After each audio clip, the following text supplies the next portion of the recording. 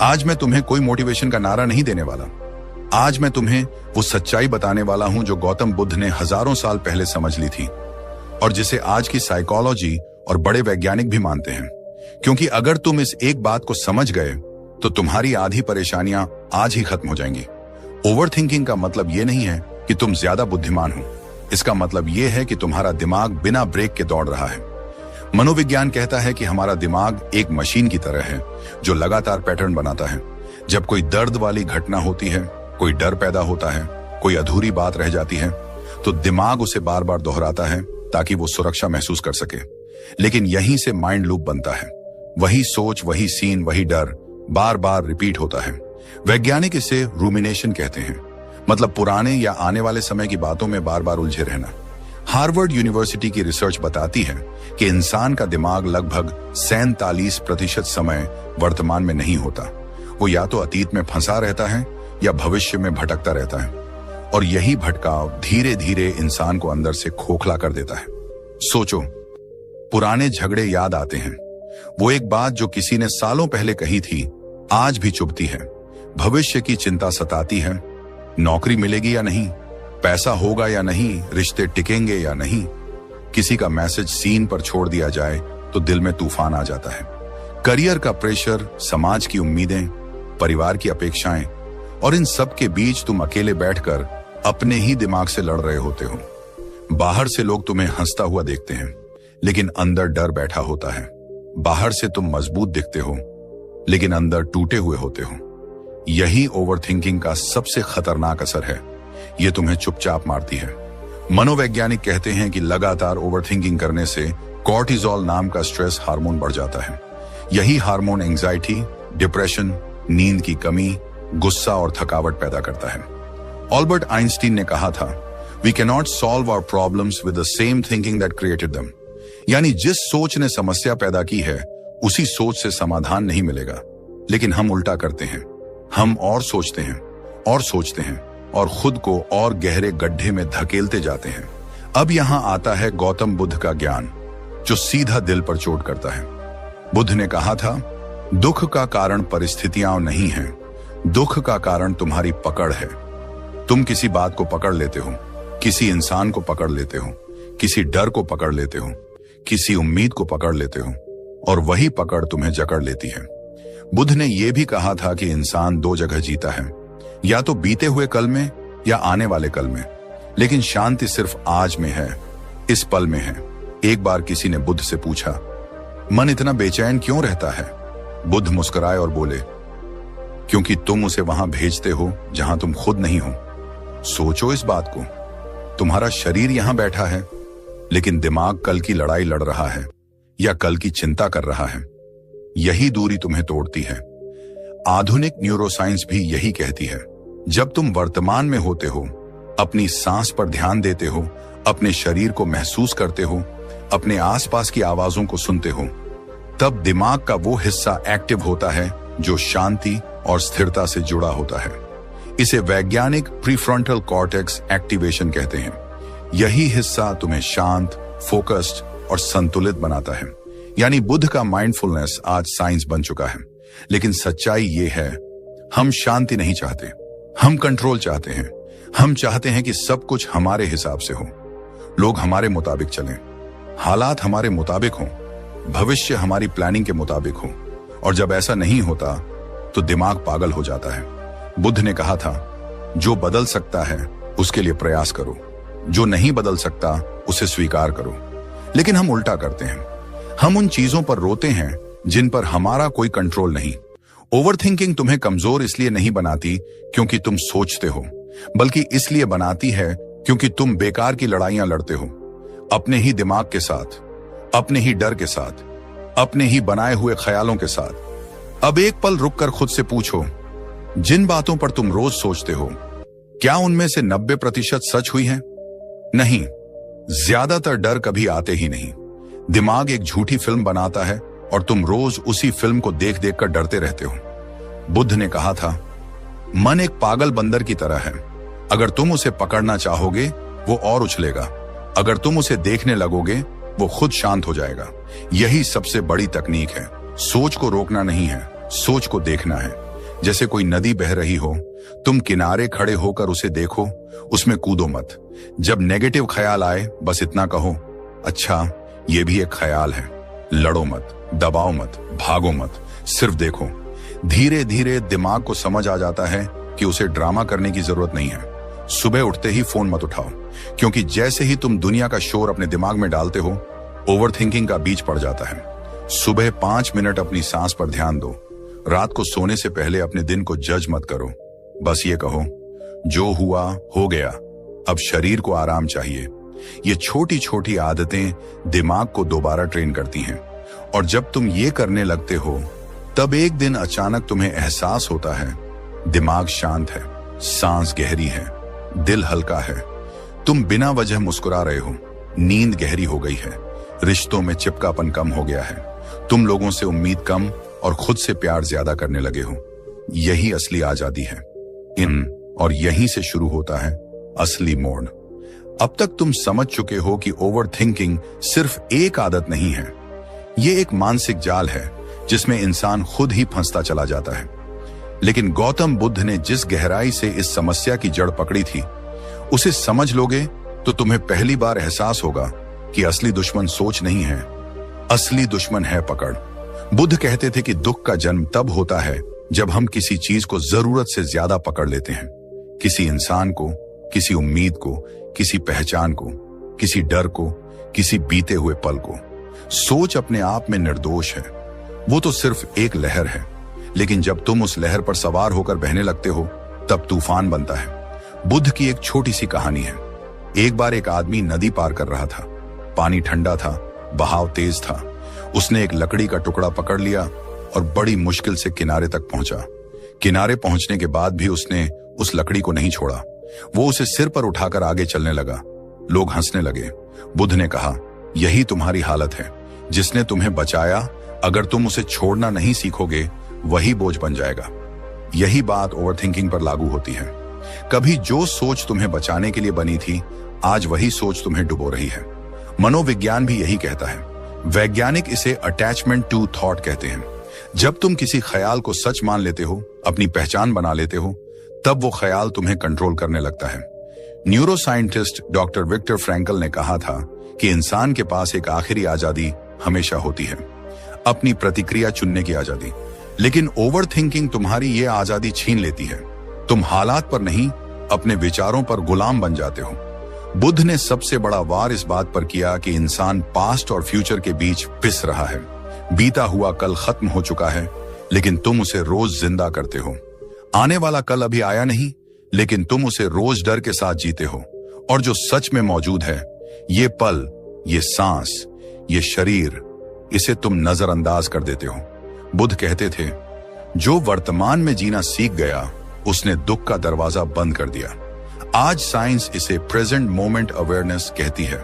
Research बताती है कि जब इंसान वर्तमान में होता है, तब दिमाग का डर पैदा करने वाला हिस्सा शांत हो जाता है और शांति से जुड़ा हिस्सा एक्टिव हो जाता है। यानी बुद्ध का ज्ञान हजारों साल बाद लैब में साबित हो चुका है। अब एक कड़वी सच्चाई सुनो, जिन डर से तुम रोज लड़ते हो, उनमें से 90% कभी सच नहीं होते। तुम्हारा दिमाग एक झूठी फिल्म बनाता है। उसमें तुम हारते हो, लोग तुम्हें छोड़ देते हैं, तुम फेल हो जाते हो, सब खत्म हो जाता है, और तुम रोज उस फिल्म को देखकर डरते रहते हो।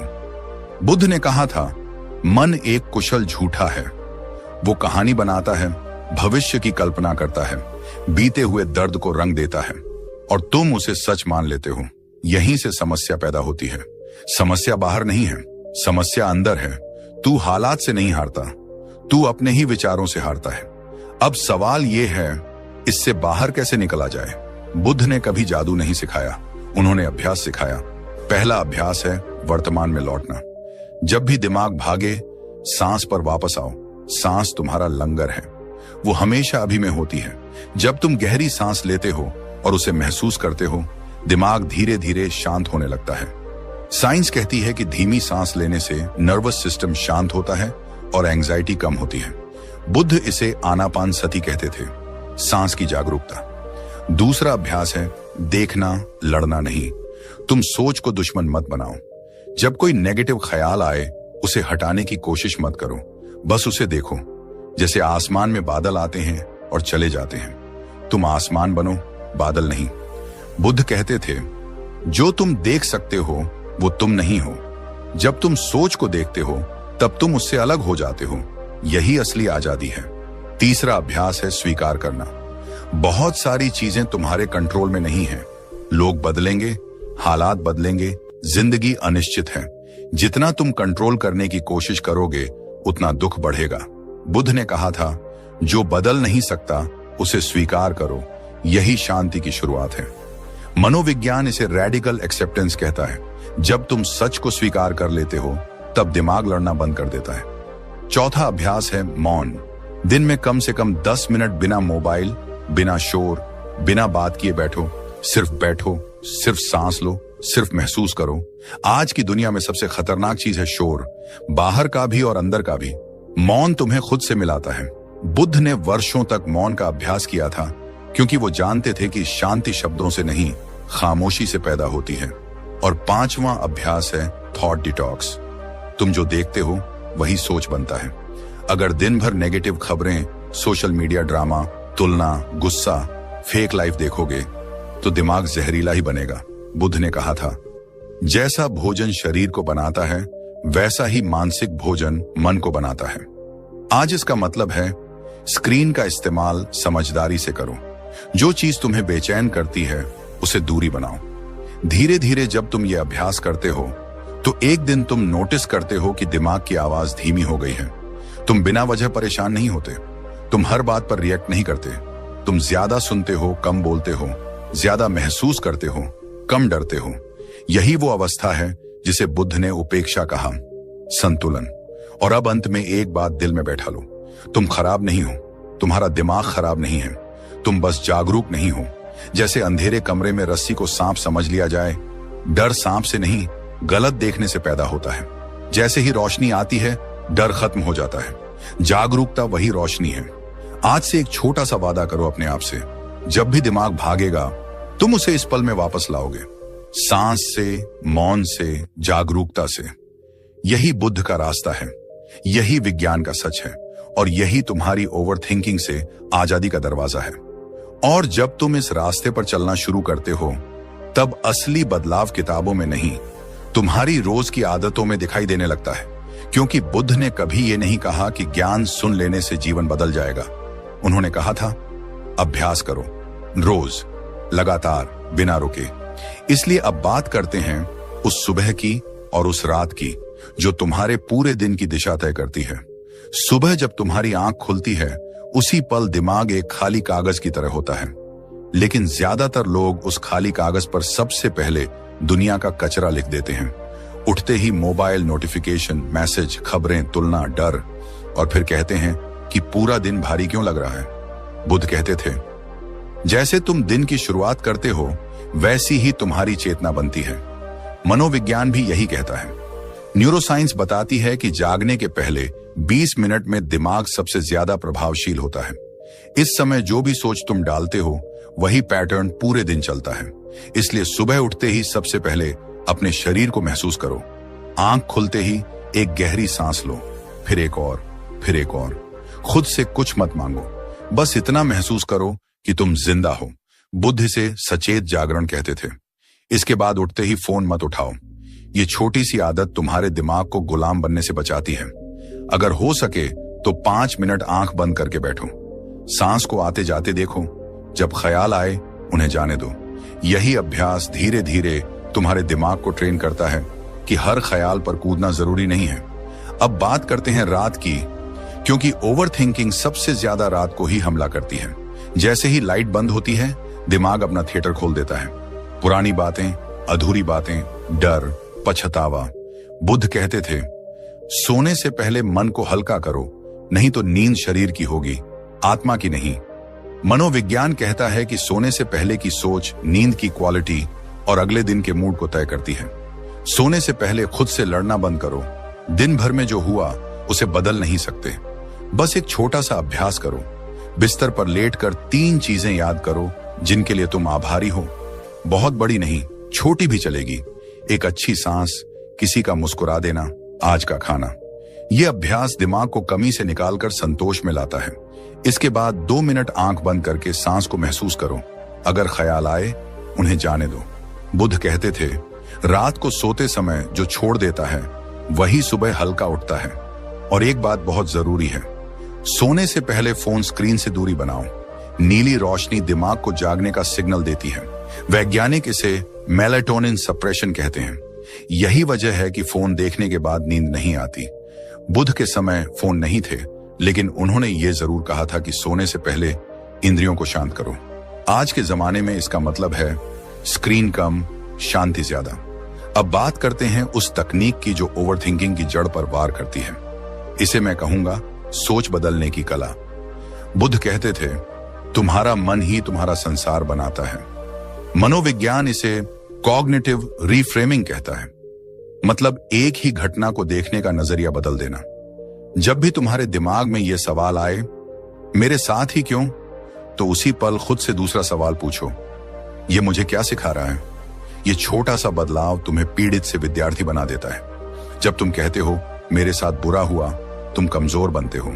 जब तुम कहते हो मुझे कुछ सीखने मिला, तुम मजबूत बनते हो। महान वैज्ञानिक कार्ल युंग ने कहा था, जब तक तुम अपने अचेतन को सचेत नहीं बनाओगे, वो तुम्हारी जिंदगी को चलाएगा और तुम उसे किस्मत कहोगे। बुद्ध भी यही कहते थे कि जागरूकता ही मुक्ति है। हर बार जब नेगेटिव सोच आए, उसे पकड़कर बदलने की कोशिश मत करो, बस उसका मतलब बदल दो। अगर दिमाग कहे मैं फेल हो गया, तो कहो मैं सीख रहा हूं। अगर कहे मैं कमजोर हूं, तो कहो मैं ट्रेनिंग में हूं। यह झूठ नहीं है, यह दिशा बदलना है। धीरे धीरे जब तुम ये अभ्यास करते हो, तब दिमाग का पैटर्न बदलता है। न्यूरोसाइंस इसे न्यूरोप्लास्टिसिटी कहती है। मतलब दिमाग नए रास्ते बनाता है। जैसे जंगल में बार बार चलने से रास्ता बन जाता है, वैसे ही बार बार सही सोच से नया मानसिक रास्ता बनता है। बुद्ध ने इसे हजारों साल पहले संस्कार परिवर्तन कहा था। आज साइंस उसे ब्रेन रिवायरिंग कहती है। नाम अलग है, सच एक है। और फिर एक दिन ऐसा आता है जब तुम अचानक महसूस करते हो कि अंदर का शोर कम हो गया है। वही दुनिया है, वही लोग हैं, वही समस्याएं हैं, लेकिन तुम बदल चुके हो। अब छोटी बातों पर दिल नहीं दुखता, हर बात पर गुस्सा नहीं आता, हर डर पर नींद नहीं उड़ती। तुम ज्यादा शांत हो, ज्यादा स्थिर हो। ओवर थिंकिंग खत्म होने का सबसे पहला तोहफा है शांति। वो शांति जो बाहर से नहीं आती, अंदर से पैदा होती है। दूसरी चीज है फोकस। जब दिमाग 1000 दिशाओं में नहीं भागता, तब तुम्हारी ऊर्जा एक जगह लगती है। काम बेहतर होता है, फैसले साफ होते हैं। तीसरी चीज है आत्मविश्वास, क्योंकि अब तुम अपने ही दिमाग से नहीं डरते। तुम्हें पता है कि ख्याल आते जाते रहते हैं, तुम उनसे बड़े हो। रिश्ते भी बदलते हैं। जब तुम ओवरथिंकिंग छोड़ते हो, तो तुम लोगों को कंट्रोल करना छोड़ते हो। तुम ज्यादा सुनते हो, कम शक करते हो, कम उम्मीदें थोपते हो। इससे रिश्तों में हल्कापन आता है, नींद गहरी हो जाती है, क्योंकि मन सोते समय भी लड़ाई नहीं करता। और सबसे खूबसूरत बदलाव होता है खुद से प्यार। जब तुम खुद को दोष देना बंद करते हो, जब तुम अपनी गलतियों को सीख समझने लगते हो, तब तुम पहली बार अपने ही दोस्त बनते हो। बुद्ध ने कहा था, जिसने खुद को जीत लिया, उसने पूरी दुनिया जीत ली। ओवर थिंकिंग से बाहर आना बाहरी जीत नहीं है, ये अंदर की क्रांति है। ये वो लड़ाई है जिसमें दुश्मन भी तुम हो और योद्धा भी तुम। और जब तुम जीतते हो, तो कोई शोर नहीं होता, कोई तालियां नहीं बजती, बस अंदर एक गहरी शांति उतर आती है। और अब आखिरी बात, जिसे सुनकर शायद तुम्हारी आंखें नम हो जाएं, लेकिन दिल मजबूत हो जाएगा। तुम गलत नहीं हो, तुम्हें जिंदगी ने धोखा नहीं दिया, तुम्हें बस सही दिशा नहीं मिली थी। आज अगर तुम ये सुन रहे हो, तो इसका मतलब है कि तुम जागने के लिए तैयार हो। बुद्ध कहते थे, हजारों लड़ाइयों से बड़ी लड़ाई है खुद से लड़ाई। आज से वो लड़ाई शुरू करो, लेकिन तलवार से नहीं, जागरूकता से।